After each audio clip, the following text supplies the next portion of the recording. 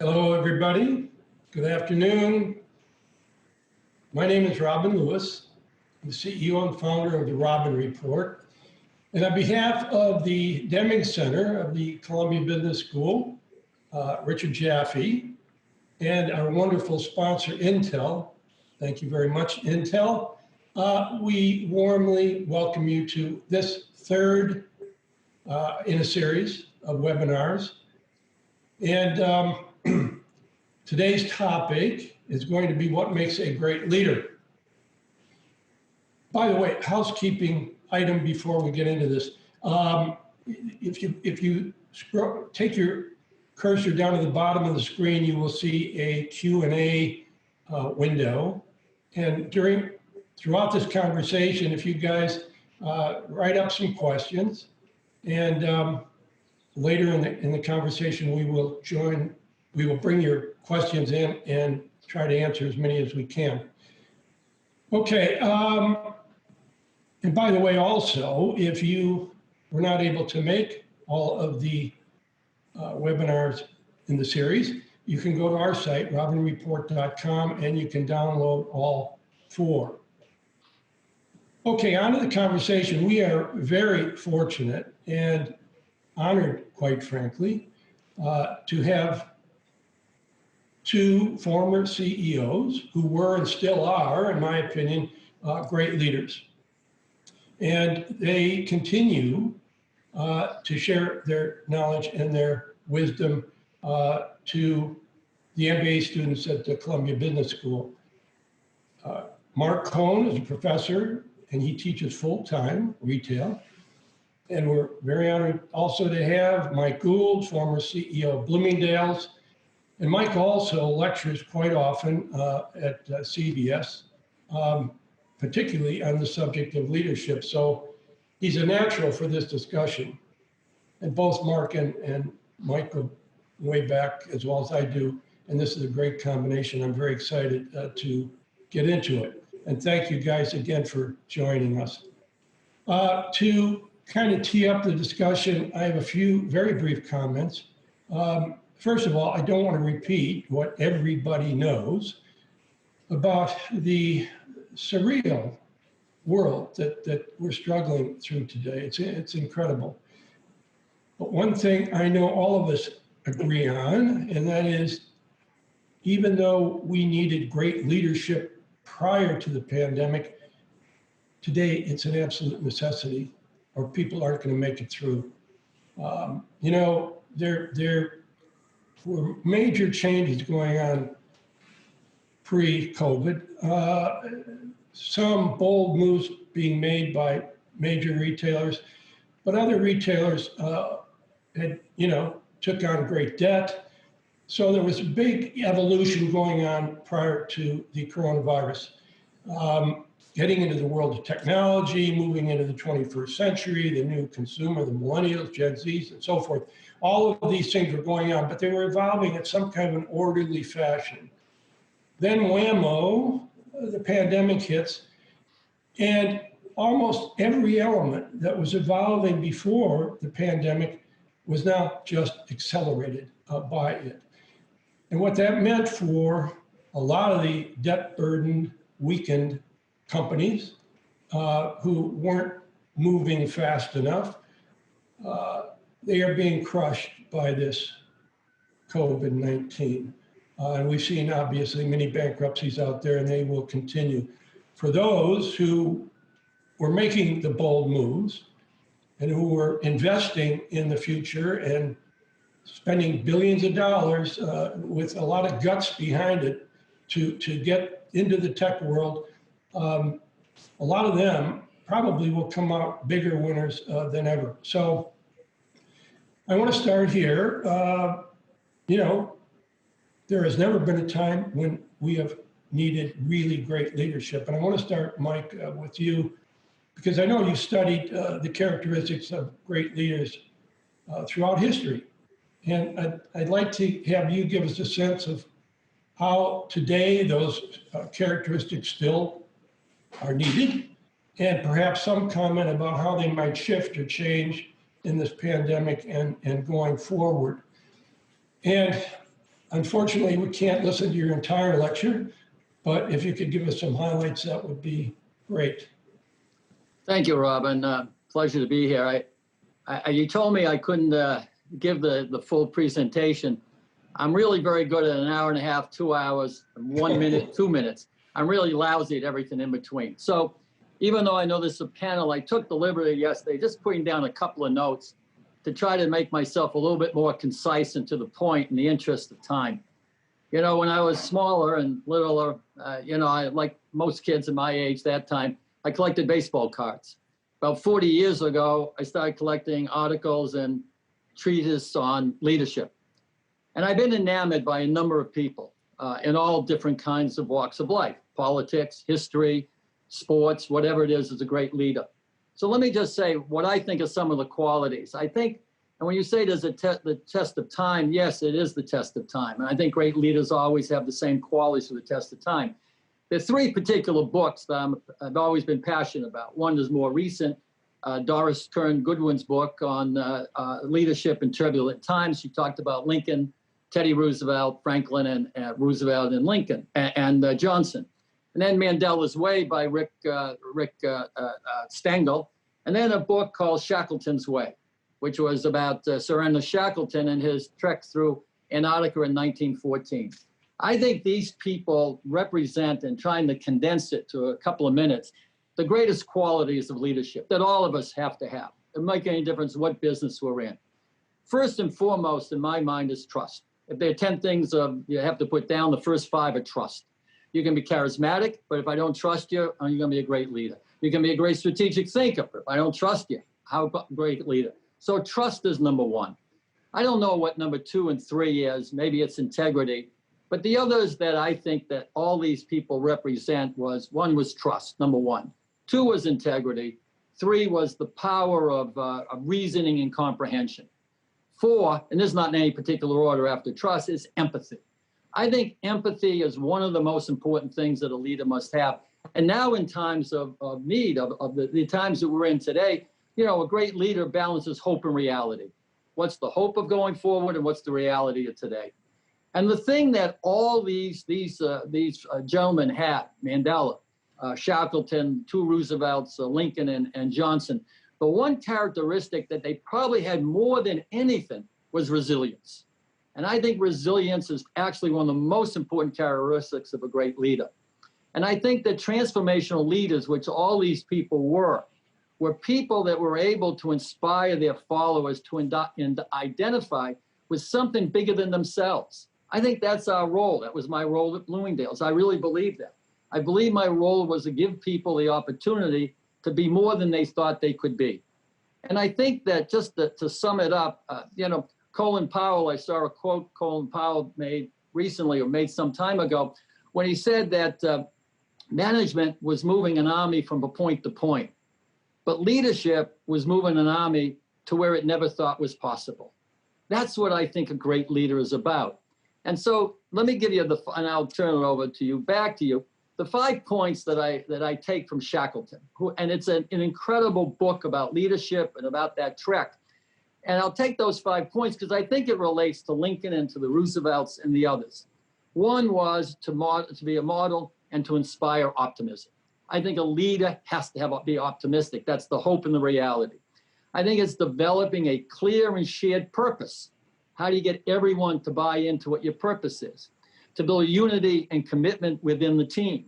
Loyalty is absolutely imperative. And I think I've been blessed in the 3 CEO jobs I had, Robinson, Giorgio, and Bloomingdale's, of just incredible loyalty of people. To create a plan, an alternate plan, and be flexible. Shackleton, as you read through his series, changed his mind several times during that trek. How are we flexible? And then the leader is the person that has to make tough decisions. So I think those are some of the qualities of what a leader has to be. I said I would end with that, but you know, there are 2 comments that Jack Welch made so many comments, but there are 2 that really struck me. And he said that good leaders or great leaders have to create a vision. They have to articulate the vision. They have to passionately own that vision and relentlessly drive that vision to completion. That was one of the 2 things about leadership. And the other thing was that his role, which is like mine, of how to give people the opportunity to be more than they thought they could be, is really that give people self-confidence. And it's the most important thing that he could do was giving people self-confidence. Because once you have self-confidence, then they will act. That's no different than our children. Self-confidence to get off the tricycle and take the training wheels out. Self-confidence you can do something. So those are what I think are some of the real characteristics of great leadership. I think they transcend centuries, and I think they will continue on. They may be fine-tuned in different ways, but those are, to me, the qualities of leadership. You know, Mike, I've followed you during your tenure at Bloomingdale's, and I really believe that you developed a great deal of trust among your teams for you. I think you instilled great optimism. I mean, I saw all those characteristics. I saw them in you. What would you have done if you were still CEO when this coronavirus hit? Now you had your teams and you had all those great things. So how would the impact of this thing change any of your ideas about how to proceed and lead? Yeah, it's a great question, but I want to change it just a little. I can't tell you what I would do at Bloomingdale's because I don't know what the horrors that Tony Spring is going through and the angst he has is they had to right size an organization and what he does day in and day out. And so what I would do at Bloomingdale's. I would say what I would do in an organization. I'm sure Tony, who I worked with for 22 and a half years, my first person I ever promoted when I came to Bloomingdale's 2 months later, is doing the right things. What I would do is the things I just talked about. It is the hope and the reality. This is not 2008. This is not 2008, which was, a horror of business, 25% down for 6 months and then 10% down. Then we sort of broke even the following fall. This is very, very different. But I think the same characteristics of leadership are still there. It's the balance of the hope and the reality. It's instilling, keeping people knowing that you trust them, that you're there with them. As long as people know you have their back, they're not afraid to take chances. The greatest problem, I think, I'm only going to talk about retail today, and I'm not talking about Bloomingdale's, it's about retail, is coming out of this pandemic, buyers are going to look around their organization and see fewer buyers, fewer planners, fewer merchandise managers, and the risk factor, which you have talked about, is the oxymoron in having risk in fashion. It's an oxymoron because the risk taking will be even less than it has been in the past. And that will only be worse because as we become more conservative, more risk-free, the business will be just the worst of the worst. And I think that have to have. And the last thing, why this is so different, 08, after 01, when the terrible thing happened in the World Trade Center, first thing I did was walk through the building, walked over to the 919 where all the buying offices were. I was able to walk the floors that we had there. Now you can't do that.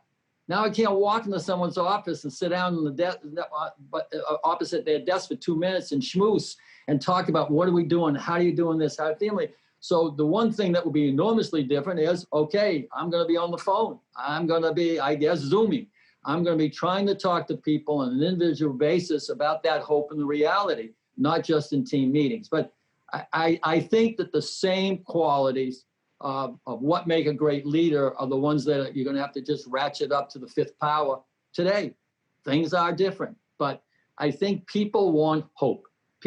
That's Lincoln gave hope. That's what Mandela did. He gave hope. Mandela's mission wasn't to free the blacks or get them a vote. That wasn't his mission. His vision and his core principle was to lessen the fear of the whites in South Africa or the blacks. Same way Lincoln mission wasn't to abolish slavery. His mission was keep the Union united. So how does any CEO stay on that vision that Jack Welch talked about? How does every CEO say, I'm staying that course? Yes, I have to tweet. Yes, online is going to be dramatically more. Yes, I'm going to have less people in the stores. Yes, we're going to do these things, but I'm there with you. And I don't think it's, execution, the vision takes more complication, but being there with people, showing empathy, continuing that trust, letting people know they can continue to grow as human beings, not just as business people. That's what a CEO is about. And those are the things I think I would try to do. And let me tell you, this is something I never experienced. And I know the people I talk to, who've all of us have retired from that particular job and doing other things now in the last 5-6 years, say, for the grace of God, go I. Because the pain that I would have knowing I would have to be reducing organizations, doing this, doing that, far greater than anything ever anyone imagined, would take a toll. But you can't give up that hope and reality. That's what it's like a child. The child looks at the parent that everything's going to be okay. But here's the risk, here's the opportunity, here's the hope, here's the reality. Wow. Well, you almost gave us your whole lecture. No. Listen, come but on, no, I can look at the screen. That was 10 minutes. I could go another 120. I know. So Mike, no, the one thing that really strikes me is that you're talking about all of the human kind of things about being a leader. You're not talking about finance. You're not talking about liquidity. You're not, in other words, addressing those things. Anyway, I think it's great. And Mark, I want you to jump in here as well. I know that you have a lot of similar ideas with Mike. But you talked in the past about 3 axes, the X, Y, Z, needed for great leadership. And can you talk about those and also touch on some of the stuff that Mike talked about and other things that you might see during this pandemic and beyond in terms of leadership? Okay, so I teach 3 courses at Columbia's Business School at various times. One is Retailing Leadership. Another is a masterclass in creating a retail enterprise, which is an entrepreneur's course. And the third is Retail Fundamentals. And though their syllabi are different, I invite Mike to speak at all of them because leadership is a pivotal component of all things, certainly all things tied to enterprise, whether small, medium, or large. And in every class, one of the first things I do, regardless of the topic at hand, is put up a graph on the blackboard or whiteboard. It's got 3 axes, X, Y, and Z. X is the company. It's the need for a leader to understand in tremendous detail exactly what his organization or her organization is actually doing, is actually capable of. Y is the customer, because without tremendous, ongoing, constant focus on the customer, you're nowhere. And Z, of course, is the competition. Not just the competition at hand at any given moment, but the competition that is always lurking, especially in light of success that you may be demonstrating, because success always brings added competition. So that's the overlay, in my view, to a leadership point of view. And then add to that the actual tasks that leaders must engage in that dovetail with the kind of human qualities that Mike has been talking about at some length.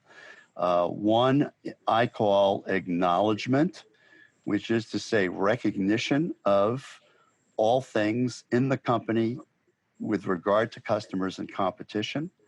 The second is an assessment, which is to say the creation of a plan. It's the creation of a view or a vision or a destination that all organizations have to be able to work in concert. And the third, of course, is a tremendous action orientation, which is to say a performance view, a shared view within the company of things that everyone is expected to achieve, both individually and collectively. And so we can celebrate our wins and decompose our failures and then pick ourselves up and do something about what we are not happy about. So this is all pre-COVID, in the normal course, dimensions of leadership. And now, of course, as Mike has noted, as you noted, Robin, we are in an existential crisis with the challenge of leadership being the difference between survival and abject failure, and in many cases, life and death. We are looking at the life and death of industries, of enormous numbers of constituents of industries, and it is only effective, sound, thoughtful, careful leadership that will lead the way out of this trap that we're in. And we're seeing today evidence of tremendous successful leadership, as well as, unfortunately, tremendous manifestations of failures in leadership. So, you know, it's a rough, terrible time. I don't think anybody who's alive today, certainly not in North America or South America or Western Europe, has ever envisioned or encountered this kind of crisis before. They have no life experience with which to fall back on. We are going to be led into the sunlight by successful leaders. Unfortunately, as I said a moment ago, that's not always available to all of us. So, you know, yeah, I don't know if we want to go there about who the winners and losers may be, or who's great and who isn't great. I don't think that's necessary, but I think what both you guys are saying, if you think about the characteristics of making a great leader, and then as Mark has gone through how you infuse that throughout the organization and make it work on 3 axes, I think was very good. Mike, what do you think about what Mark has been talking about? You got anything to add to that? No, I think that I agree with what Mark said, 100%. You say the human qualities. I remember one time when Jim Zimmerman was the CEO, and at that time it was still federated after Alan Quessum had left. And Jim, we were talking about somebody, and I was making a case about something. And I looked at him, I said, well, listen, I may not have the best player in any one position, Jim, but I have the best team. And the last time I checked, the best team wins. And I always believe that there's no I in team. And I had the best team at Bloomingdale's. I had the best team at J.W. Robinson against Bullocks and May Company and Broadway. There was no doubt about it. And I had this little company, $160 million in Giorgio Beverly Hills, that kept on winning all these awards. I didn't have anything to do with it, except I picked the people. And I gave them an opportunity to grow. And everyone at Bloomingdale's will tell you that really one of my favorite quotes is the quote of the poetess Maya Angelou. Maya Angelou said, people will forget what you said, and people will forget what you did. But people will never forget how you made them feel. And I believe that it's like the Jack Welch thing. People will grow. People will accept the challenge if they trust you. If people will do those other things. You don't have to ask them to work harder. They will work. They'll do what's necessary. The great quote, there's no greater management guru than was Peter Drucker. And Peter Drucker said at one time that leadership is lifting an organization's vision to higher heights and raising their performance to higher standards. That was my job. I didn't know more about ready-to-wear, a fraction of ready-to-wear, Frank Doroff. I didn't know about accessories like Francine or men's like Fisher. I didn't have to know about the finance the same way. But as long as you can get people together that you think are the best, that trust you, you trust them, there's no limit to what people can do. And I really believe that. I believe that in politics. I believe that in business. I believe that in education. I think that's what it's about. And so I agree with Mark 100%. No one says that a CEO can't know about finance. I didn't talk about, the key right now is we better have cash, cash, cash, cash. Well, yes, cash, cash, cash, but we also better make sure that our brand stays stronger than ever. Our loyalty with our customer has to be more and more important, because customers' loyalty is dwindling to the former brands and the former stores they've had. I saw that in the McKinsey report, which we could talk about later on, but I think that was really a fascinating report I read. So, Mark, excuse me, if you were CEO, how would you engender support from your organization through this whole thing? I think a lot of it, Mike has touched on some of it, but give me your perspective on this.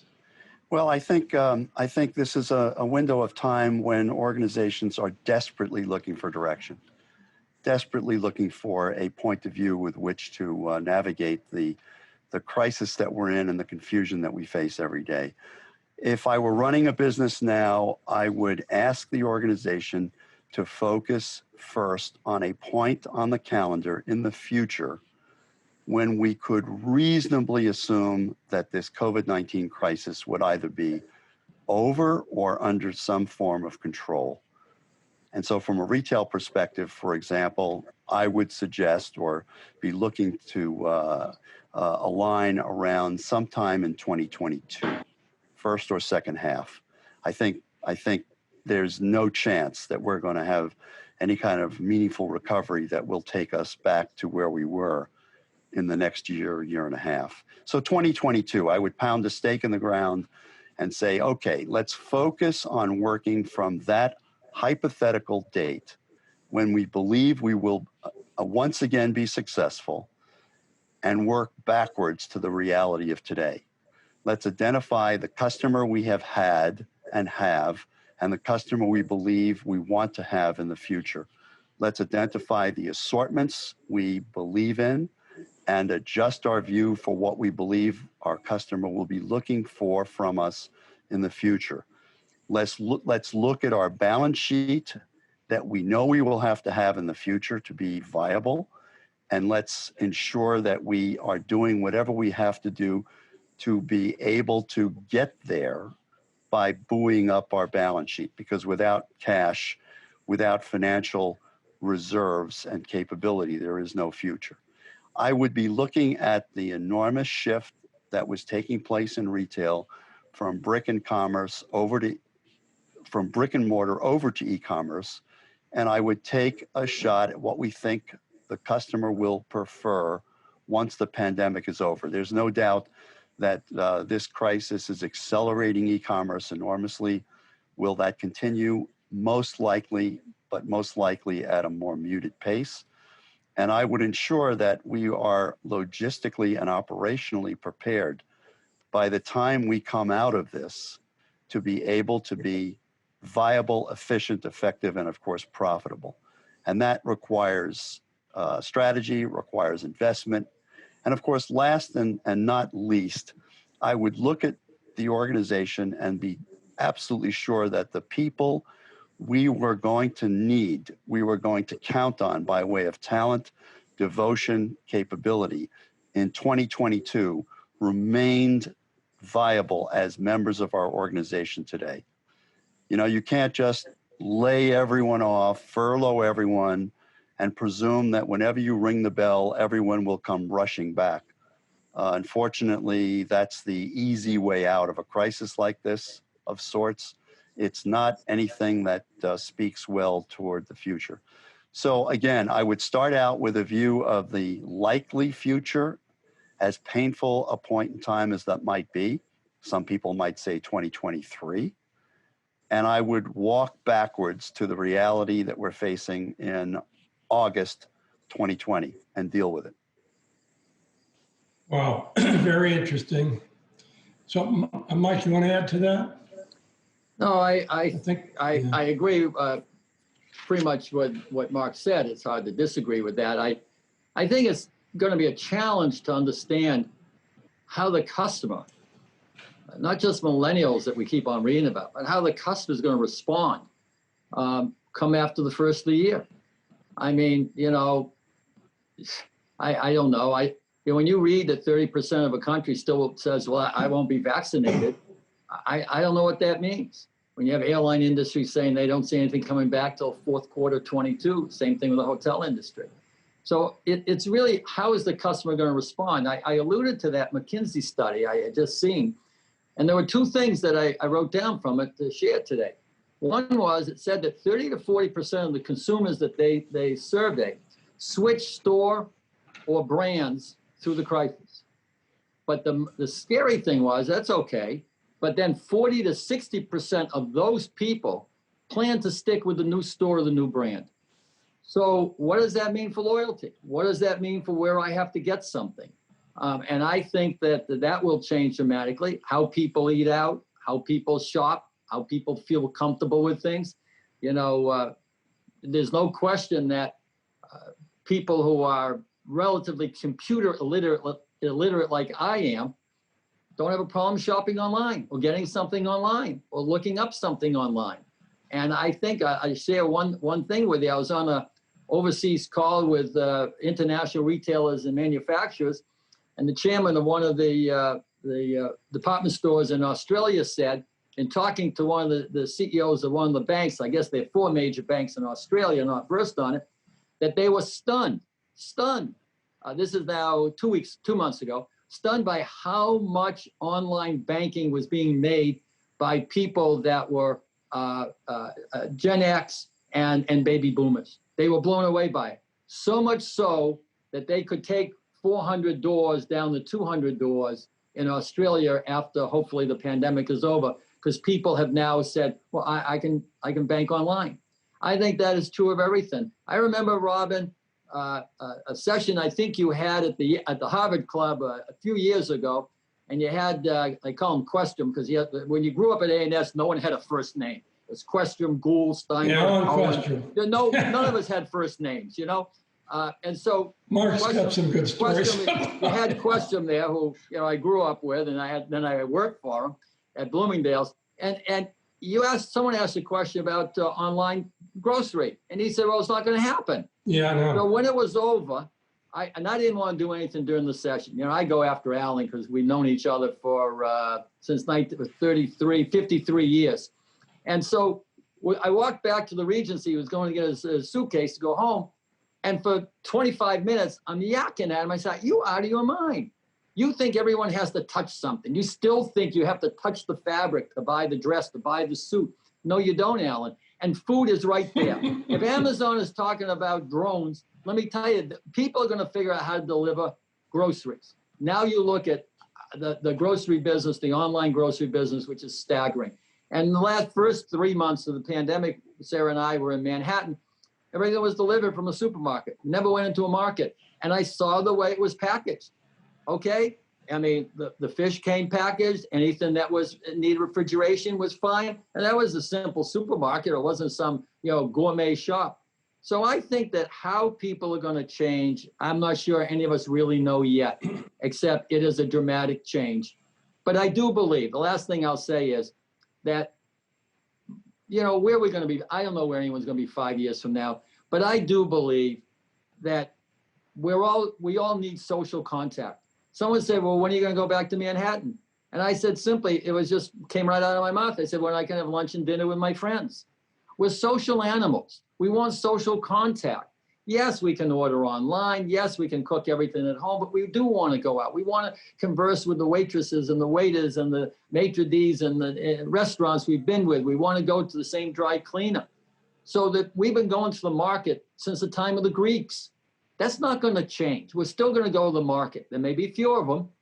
We may be doing more online, as Mark said. Walmart may be 100. What they said in their statement today was that the average number of transactions was down, but the size of the transactions was up enormously, so they pick up 9.3%.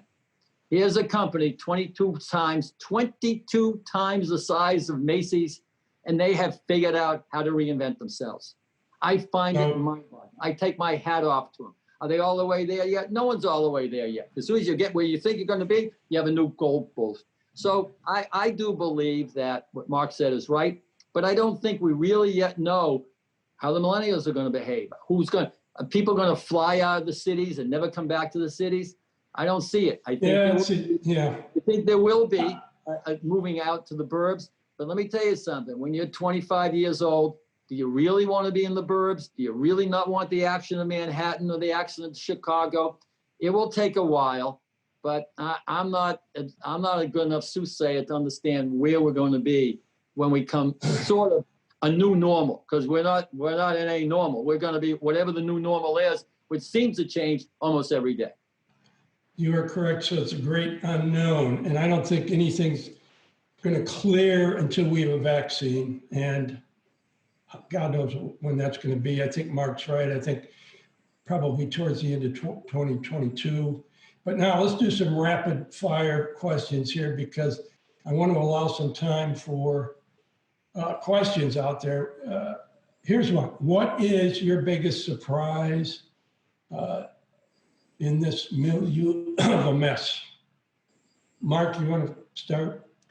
Well, I think I'm surprised that the boards of directors of companies that were struggling going into this pandemic, who have not gone into Chapter 11 proceeding, haven't taken action against the leadership that were basically leading their company nowhere.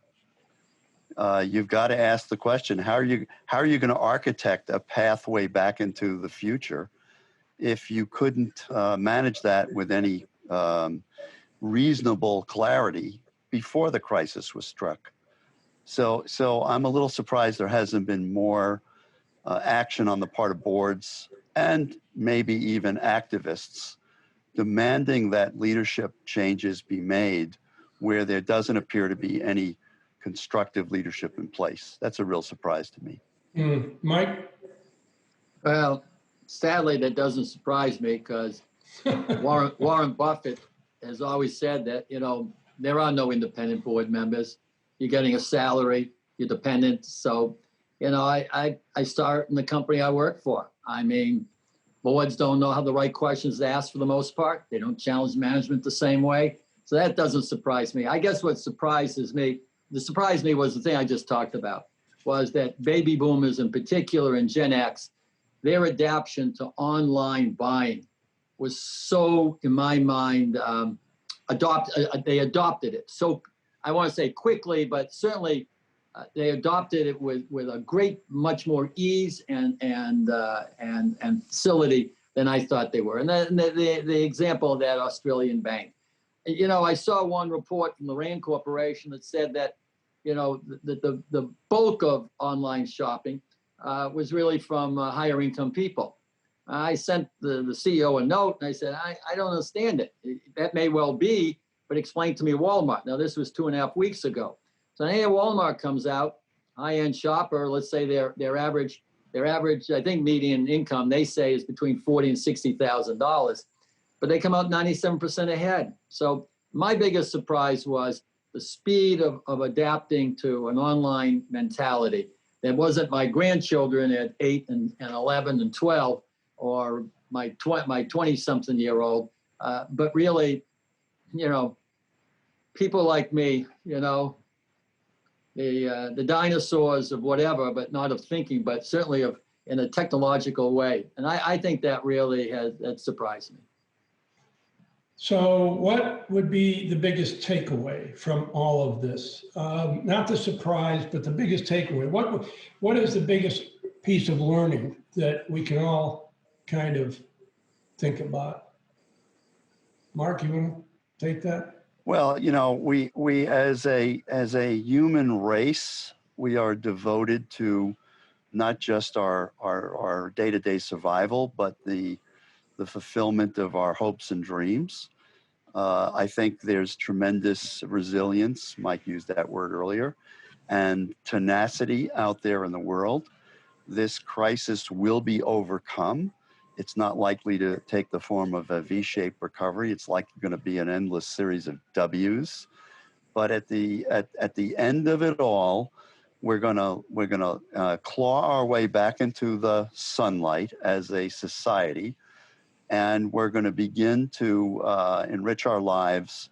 We're going to invest in not just things we need to survive, but things we want to possess. Fashion will recover, whether it's merchandise that's bought through touch and feel in a store or through an online portal, or likely some combination of the two. The experience of acquisition will recover. Things, when this is over, will be same and very different. Difficult to know which and which to count on. I would say that very smart people are watching data very, very carefully. Now, retailers have always had data, enormous volumes of data for decades and decades, but most have no idea what to do with the data, have never done much constructive with the data, unless it conformed to their pre-existing view. Very smart organizations are going to be watching the behavior of consumers, knowing that on a day-to-day, month-to-month basis, as we move through the next year or two, there are cues which will reveal what we can begin to expect in the future. Can't count on things, but begin to expect in the future. And so I think there's going to be an emergence of very smart people, very good leaders, very smart organizations, from very small to, as Mike has said, very large, over large, like a Walmart. And in any Darwinian sense, the winners will emerge. And the also-rans, the weak sisters, the weak brothers will fall by the wayside. So this is a cull, if you will, as frightening as that does appear, since there are so many people who are getting sick and many who are dying, and there are so many organizations that are out and out failing. But on the other side of all of this, we're going to be okay. It's just going to require us to take the time to get from here to there. Mike? You know, I'll answer the question, but I smile when Mark talked about data, that retailers have so much data. In 1991, when I was leaving Giorgio to come to be the CEO of Bloomingdale's, I wrote a note to Peter Drucker, because I was in Los Angeles, Santa Monica office, and Peter Drucker was at the university just west of just east of LA, and he was retired, but he had been writing a few articles about retailers, and he made a comment one day that no one has more data about their customer and does less with it than retailers. So I called him, I sent him a letter. I told him what job I was going to have and could I come see him. He was in Claremont College. And so he called me personally. And I went to see him, and I spent 4 or 5 hours with him one afternoon. We had lunch at his home. And it was really a special thing in my life. And he had gone to the Nordstroms in Montclair to shop it before he would chat with me. And we talked about the data. And so I smile with that. I know it's a digression, so maybe some things just don't change. That was 1991, he made that comment. But I do think that people are using data substantially more, and I think that online has forced it. When you say biggest takeaway, I think I sort of talked about it. I think the takeaway was that loyalty is just not as strong as it was. When I said about the McKinsey study, I thought that. And that to me is one of the takeaways. Listen, the fact that it's never going to be the same, we know it's not going to be the same. Whether it's 2022, 2023, I don't know. Things will change. Stores will look differently.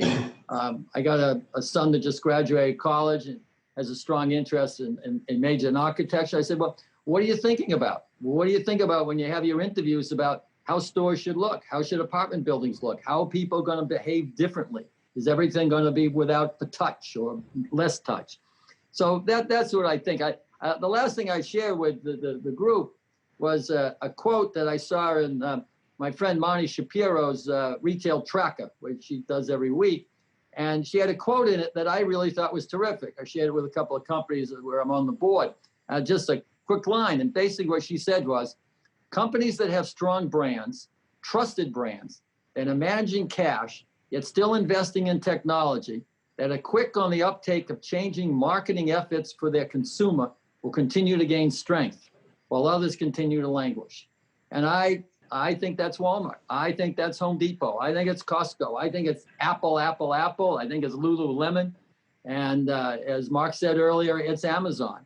And it's Target. Look at Target. Look what Target did over the last number of years. When the CEO said, 4 years ago, 5 years ago, for the next 3 years, you're not going to see any earnings you're going to like from me. But after that, you're going to have a business, and we're going to have a business that we're all going to be proud of. Take a look what Target did. And it's just plain dramatic. So Target can do it. Walmart can do it. Mark is right. You know, it all starts with what Jack Welch said about the vision of the leader. What's the vision? Who's driving it? How does not change like the weather in Boston every minute? It has to be consistent. That's my take. Well, both of you, great. We do have some questions from our viewers. for both of you guys, what do you see as some of the unique leadership challenges / needs for managing and inspiring a workforce that may be a mix of remote and in person for some time to come? So you guys really responded to a lot of that, but inspiring workforce that may be a mix of remote and in person, that's an interesting question. Well, I'll jump in. You've always had, as a leader, an enormous challenge by way of communication. You have to be able to relate to your organization at large and your people individually. And you have to be seen as someone that they seek to hear from, look forward to hearing from, are able to dialogue with. And of course, effective leaders are willing to take pushback from their organization. They don't seek endless praise. Lots of people walking around saluting whenever they have something to say. Well, it's a bigger challenge when your organization is working both in facilities and remotely. It's not rocket science. It requires a very organized view of how you're going to speak to your organization and how you're going to listen to your organization and how you're going to promote dialogue between groups in your organization who used to be able to talk about it over the ubiquitous water cooler, or would be able to hop on an airplane and travel and visit and gather together locally. So all of that at the moment is in a state of flux.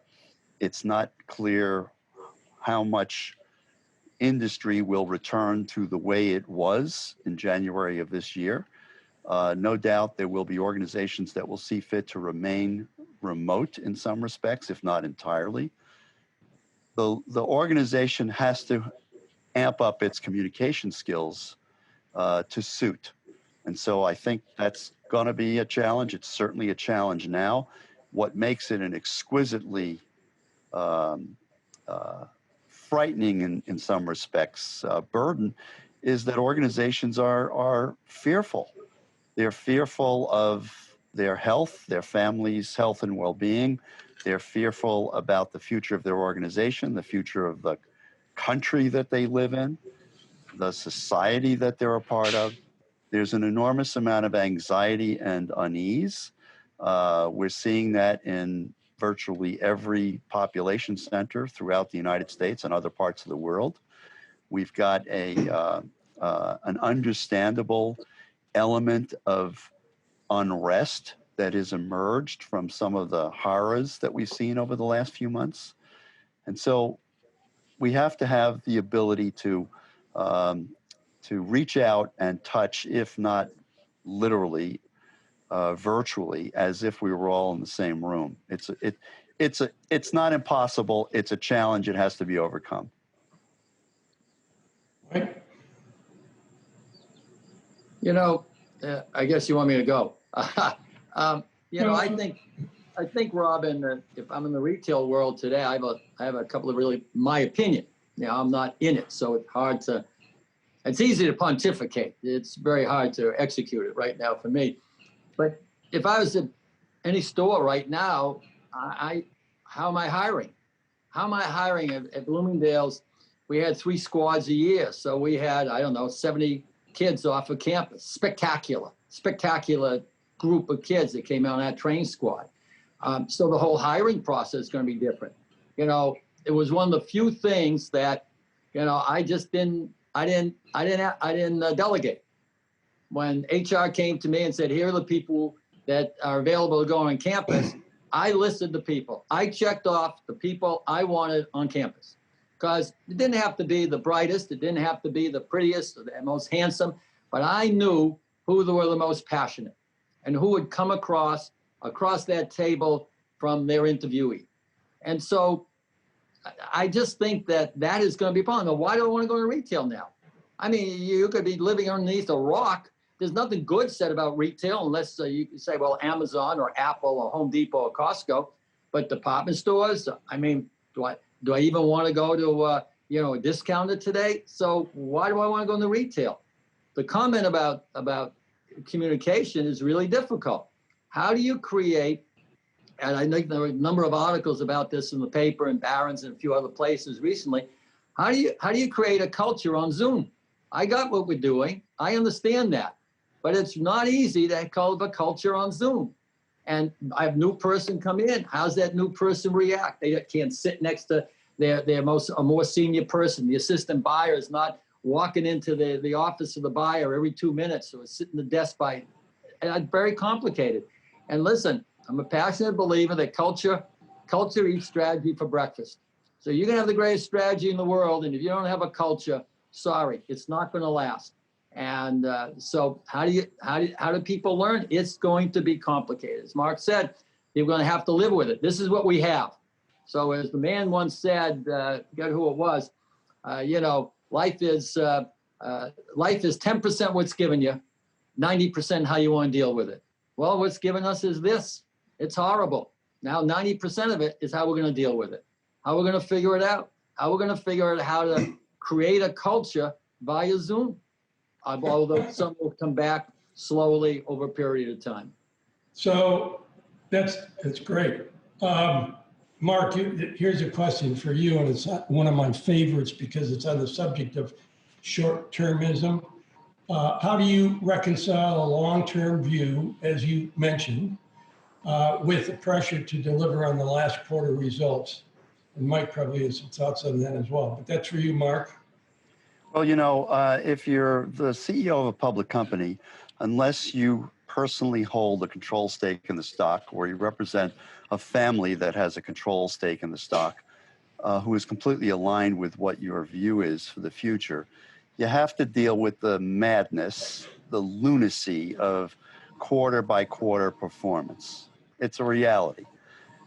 The problem has always been if you pander to just that, you basically train wreck your organization.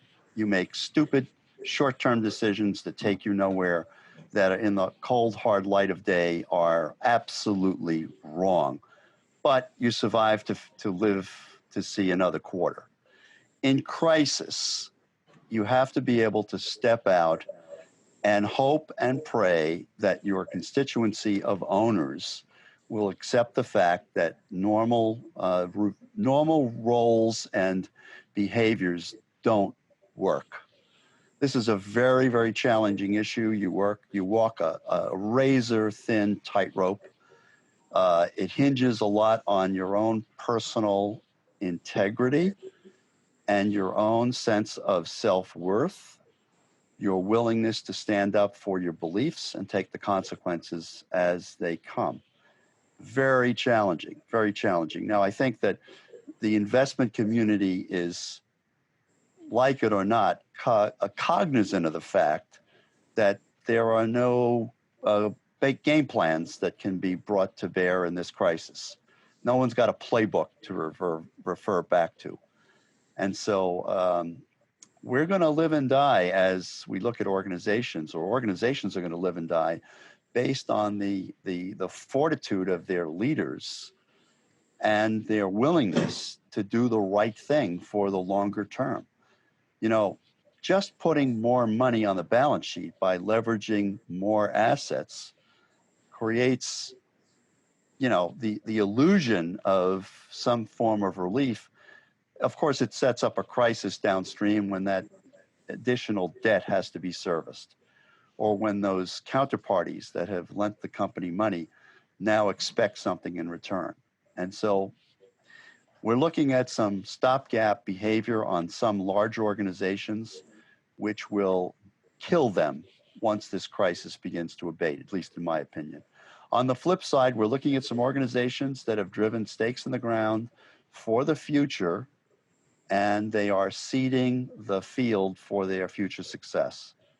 And I applaud them for that. And let's hope that the folks responsible for that retain their focus and are allowed to remain in the chairs that they sit in. Well, Mark, this is another thing of great leadership. I remember two examples of what I saw as great leadership. When Question, whatever you think of him, took over J.C. Penney to turn it around in 2002. He told Wall Street, he said, forget it. You're not going to see any movement financially and in terms of profitability for 5 years at least. I remember him saying that. Also, Brian Cornell recently at Target, I sat in on one of their analyst presentations, and he said, okay, I'm going to tell you guys right up front, we are going to invest $7 billion to, transform this business, and therefore we're going to take a huge hit on margins. Just so happened there was a kid next to me with his computer open, and he was on Yahoo. And in real time, while Brian Cornell was saying that, he had the guts to say it, their stock price was going down in real time. So anyway, Mike, I'm sure you got something to say about No, that as well. I just end on that. It's what I said about Target before. I mean, the pandemic has made heroes out of people that were all washed up before. Take a look at Wayfair. In the last 52 weeks, Wayfair's stock was at 21. Now it's at 310, 15 times. RH has gone 4.5 times as low. Look at, Domino's Pizza. I think that there's some that have benefited from it, but to go back to your very last thing, when Target said, I'm going to spend $7 billion to redo it, and you're not going to say anything in 4 years, I may be off by a couple of percent in either direction, but relatively a little before that, Macy's spent $7 billion buying back stock. Now, you buy back stock, you think you're jacking up your price. You're holding your EPS so your stock doesn't go to hell in a handbasket. You got nothing to show for it down the road other than that. So, and I'm not attacking Macy's or this, that, the other thing. I don't know the individual particulars, but you said $7 billion, it rings a bell. So I think that if the market, listen, most people don't understand the market today, leave out the FANG stocks. Why is it doing so well? I mean, Boeing, when the problem happened, went down to 90 something. Now it's back to whatever, 160, 170, and it was even higher. I think people of the market's betting on the future. But I think the real challenge is what you said, what Target said. If you want to say, I can do this, and the board says I can do this, and you're going to take that short-term hit, then I think that if you have a vision and you want to stick with it and drive it, like Jack Welch said, relentlessly, every minute of every day, and every person in that organization sees, as I said, that it's bigger than each of them, then I think you've got a chance, and they're going to be great winners beside the FANG stocks. So we got another question here for both of you guys. What different or unique skills does a retail know? No, that's not the one, because we've been talking about that. There was one before that. What is it that holds someone back from being a great leader? So what would be the barriers? How about intelligence? How about energy? How about honesty? I mean, you've got to have horsepower. You've got to devote yourself to a 24/7 view of the business you're in, because retail is 24/7. And you've got to be an honest broker. Mike talked about trust. You've got to be someone who, when they say something, is widely held to be speaking truth to power and can be trusted, and who is honest and is able to say, we made a mistake, we're going to course correct, it's all okay, because we can't be arbiters of all things in advance, especially in crisis like this. It's a call to action for very, very powerful human skills. Some people have it, some people don't. Some people have lost their skills. They've arrived at their Peter principle in life, where whatever got them into the corner office seems to have disappeared by way of capability. And, I think Warren Buffett was the one who said, you can tell who's not wearing any clothes in a recession when the tide goes out and they're swimming around naked. Great. Mike, I'm sure you got a lot to say about that, but we are running out of time. But one last thing, the audience wants to know, Mike, if you can give the names of the books you mentioned. Can you do that real fast? Yeah, I'd be happy to. The one book is a book by Doris Kearns Goodwin. It's called Leadership in Turbulent Times. It's really a spectacular book. Don't get scared. A lot of pages in it, but it reads like a novel. The other one is Mandela's Way, written by Rick Stengel. Every executive, every down to trainees got that at Bloomingdale's, and it was a Bible. And the last one is the Shackleton's Way. It's either Shackleton's Way, which is terrific. There's another book on Shackleton called Endurance, but I think Shackleton's Way is the one that's you would enjoy the most. Those three books just will really make your day reading them. So you guys, I was so honored that you would join us in this thing. You're both extremely intelligent, and you know this industry better than anybody, and you're just terrific. And Thank you. so I thank you, and I'm sure our audience has learned a lot. So as I said before, if you guys want, if the audience wants all of the videos, all four, just go to my site and you will get them. Thank you very much again, and have a great day, everybody. Stay safe. Thank you for having us. The same.